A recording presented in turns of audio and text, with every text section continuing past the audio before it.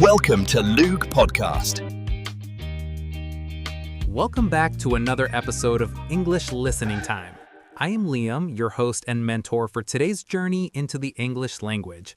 Joining me as always is the ever-curious and enthusiastic Maggie. How are you doing today, Maggie? Hi, Liam. I am doing fantastic. I have actually been thinking a lot about our topic for today. But before we get into that, I have to tell you about my morning. I woke up so early because I was so excited to start my new morning routine. I want to be one of those productive people you see in movies who has already run 5 kilometers and made a green smoothie by 6 in the morning. That sounds very ambitious, Maggie. Did you actually manage to do the run and the smoothie? Well, not exactly. I woke up at 5:30, looked at my running shoes, looked at my bed, and decided that my bed was much more attractive. So I went back to sleep for 2 more hours. I think my dream of being a morning person is currently just that, a dream. You know, that is the perfect way to start our conversation today. Today we are talking about dreams and goals. There's a huge difference between a dream, like being a morning person while you are still tucked under your blankets, and a goal, which involves the actual steps to get there. It reminds me of why many people struggle with English. They dream of being fluent, which is a wonderful starting point, but they often get stuck because they do not have the right roadmap. Exactly. That's me. I dream of speaking like a native, but sometimes it feels like a mountain that's too high to climb. I get frustrated when I listen to a conversation and I don't understand every single word. It makes me feel like I'm failing. That is a very common feeling, Maggie, but science tells us something very interesting about that. In the world of language acquisition, there's this idea called the input hypothesis. It suggests that we actually learn best when we listen to things that are just a little bit more difficult than what we already know. We call this I+1. If you understand everything, you are not learning anything new. If you understand nothing, you get frustrated and your brain shuts down. Wait. I+1? That sounds like a math equation. So you're saying that if I'm at level I should look for level I+1? Precisely. Think of it like a ladder. You can't jump from the bottom to the top in one go. You have to reach for the next rung. When you listen to conversations like this one, your brain is doing a lot of hard work behind the scenes. It uses the context and the tone of my voice to guess the meaning of the words you don't know yet. This is actually a subconscious process. You are acquiring the language, not just learning rules. I love that. It makes me feel less guilty about not using a dictionary every 5 seconds. But Liam, I have a big dream. I want to work in an international company. That's my ultimate goal. But it feels so far away. How do I bridge the gap between my current reality and that big dream? That is where storytelling comes in. Let me tell you a story about a friend of mine named Carlos. Carlos was a very talented graphic designer from Spain. He had a dream of working for a big studio in London. He was great at his job, but his English was, well, let's say it was very basic. He spent months memorizing grammar tables and lists of irregular verbs. He thought that was the goal. But when he finally got an interview over a video call, he froze. He knew the rules, but he couldn't understand the natural flow of the interviewer's questions. Oh no, that sounds like my worst nightmare. What did he do? Did he give up? He almost did, but then he changed his strategy. He realized that his goal should not be to master grammar books, but to immerse himself in real communication. He started doing something called narrow listening. He found podcasts and interviews specifically about graphic design. He listened to the same people talking about the same topics over and over again. Why would he listen to the same thing? Doesn't that get boring? It might seem boring, but it's incredibly effective for your brain's statistical learning. By sticking to one topic, the vocabulary and the way people structure their sentences start to repeat. This lowers the cognitive load. Carlos stopped worrying about every grammar rule and started focusing on how designers actually spoke. He noticed their discourse markers, those little words like, well, I mean, or you know, that help connect ideas. Discourse markers? You mean like the filler words I use when I'm nervous? Exactly, but they're not just fillers. They're signals that help the listener follow the conversation. Carlos learned that if he used those, he sounded more natural, and it gave him a few extra seconds to think. He went from dreaming about London to setting a goal of listening to 50 hours of design-related conversations. 6 months later, he had another interview. This time, he wasn't just a designer who knew some English rules, he was a designer who could engage in a professional conversation. He got the job.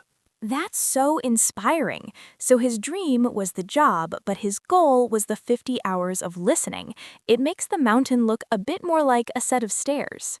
Exactly, Maggie. A dream gives you the direction, but a goal gives you the map. And in language learning, the best map is often built through consistent, meaningful input. We need to keep our affective filter low. That means we need to stay relaxed and motivated. If we're too stressed about making mistakes, our brain literally blocks the information. I definitely have a high filter sometimes. I get so anxious about my accent. But hearing about Carlos makes me realize that communication is the real goal. It really is. And as we continue today, we're going to look at how we can turn those big, scary dreams into small, manageable goals that actually rewire your brain for success.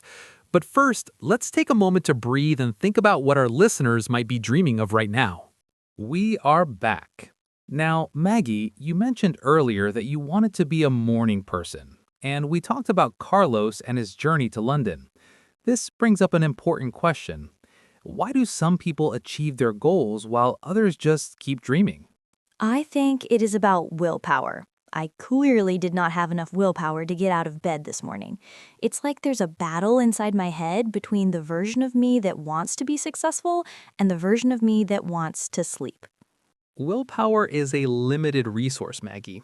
If you rely only on willpower, you will eventually run out. The secret is not willpower, it's systems and habits. In language learning, this is even more critical because the brain needs time to physically change. We call this neuroplasticity. When you listen to a new language, you're actually creating and strengthening new neural pathways. But this does not happen overnight. It's a slow biological process. Neuroplasticity, that's a big word. Can you explain that a bit more? It sounds like something from a science fiction movie. It does, doesn't it? Think of your brain like a dense forest. When you start learning English, there are no paths. You have to hack through the bushes and trees. It's exhausting. That's how you feel when you're a beginner. But the more you walk the same way, a path begins to form. Eventually, that path becomes a clear, paved road. Neuroplasticity is the brain's ability to build those roads based on your experiences. But if you only walk the path once a month, the forest grows back. You need consistency to keep the road open. So my goal of listening to English for 10 minutes every day is better than listening for 5 hours once a week? Absolutely. Small daily doses of input are much more effective for long-term retention than occasional marathons. Now, speaking of pathways, you used a few interesting words earlier, and I used some too. Let us look at some vocabulary that can help our listeners talk about their dreams and goals. Great. I noticed you used the word ambitious. You said my plan to run and make smoothies was ambitious. What does that specifically mean? Ambitious means having a strong desire to be successful, powerful, or famous. It can also describe a plan that requires a lot of effort and is difficult to achieve. For example, if you say you want to learn 5,000 new words in 1 week, that's a very ambitious goal, maybe too ambitious. Okay, I get it. It's like aiming for the stars. Another word you used was freeze. You said Carlos froze during his interview. Does that mean he was cold? That's a great question. In this context, to freeze means to suddenly be unable to move or speak because you're nervous or afraid. It's like your brain stops working for a second. Have you ever been in a situation where someone asks you a question in English and you know the answer, but you just cannot say it? Your mind goes blank? Oh, all the time. I feel like a statue. It's the most frustrating feeling in the world. That's exactly what freezing is. And the way to stop freezing is to build up your confidence through a lot of listening. When the language becomes automatic in your ears, it becomes easier to produce with your mouth. That makes sense. I also heard the word ultimate. You said my ultimate goal was to work in an international company. Is that the same as final? Yes, ultimate refers to something that is the best, the greatest, or the final result of a long process. It's your big end-of-the-road dream. But to reach your ultimate goal, you need many intermediate goals. Intermediate, like the level B1. Exactly. Intermediate means being in the middle. Not a beginner, but not yet an expert. Most of our listeners are in this stage. It's often called the intermediate plateau because it feels like you're working hard but moving forward. But the truth is, you are moving. You just need to change your tools. This is where moving from scripted materials to authentic conversations becomes vital. Authentic conversations. You mean like people talking naturally with all the mistakes and the ums and ahs? Yes, traditional textbooks often use sanitized language. Everyone speaks perfectly and clearly. But the real world is messy. People interrupt each other, they change their minds mid-sentence, and they use fillers. If you only listen to perfect English, you'll be lost when you hear a real person talk. Listening to authentic dialogue prepares you for the chaos of real life. I see. So my dream of being perfect is actually a bad goal? It's a dangerous goal, Maggie. Perfectionism is the enemy of progress. If you wait until you can speak perfectly before you start talking, you'll never start. Instead, your goal should be intelligibility. Can people understand the message you're trying to send? If yes, you're succeeding. That's a huge relief. I often spend so much time worrying about the past perfect or the third conditional that I forget what I was even trying to say. That's the problem with the learning versus acquisition distinction. If you focus too much on the rules, learning, you lose the flow. If you focus on the message, acquisition, the rules eventually start to feel natural because your brain has seen them in context thousands of times. You develop a sense of what sounds right. So it's like learning to ride a bike. You don't read a book about the physics of balance, you just get on the bike and try not to fall over. Exactly. And you will fall. Everyone falls. The goal is to get back on the bike and keep pedaling. Now, let's talk about how we can take all of this and apply it to our daily lives starting tomorrow. We have talked about the science of the brain, the importance of authentic input, and how Carlos found his way to London. But now I want to give you and our listeners some real practical steps to turn dreams into reality. I am ready. I have my notebook out. What is the first step? The first step is to choose your content wisely. This is what we call making the input compelling. If you hate politics, do not listen to news about politics in English. It will be a chore. Your brain will find reasons to ignore it. Find something you love, cooking, video games, space travel, and listen to people talking about that.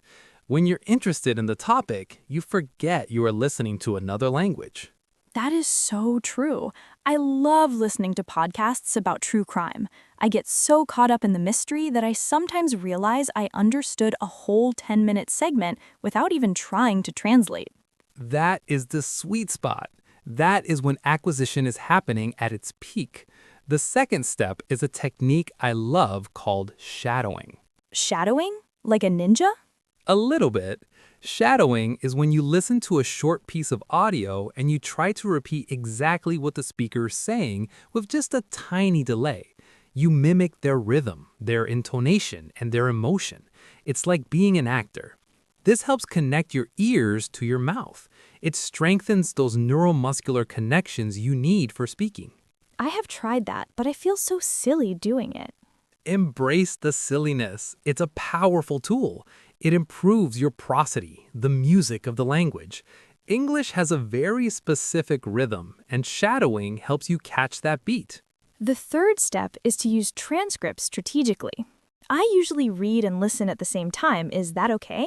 It's a great way to start, especially if you're struggling to hear where one word ends and the next one begins. This is the problem of segmentation. But be careful not to become a slave to the text. A good method is to listen once without the text to challenge your ears, then listen with the text to check what you missed, and finally listen a third time without the text to see if you can now hear the words you didn't recognize before. Oh, that is a great strategy. I call that the sandwich method. No text, text, no text. I like that, the transcript sandwich. Now let me finish with one last story. This one is about me. When I was younger, I wanted to learn to play the guitar. My dream was to play in a band. I bought a beautiful guitar, I bought all the books, and I spent hours reading about chords and music theory. But I hardly ever actually practiced playing a song. I was so afraid of making a bad noise that I kept the guitar in its case most of the time.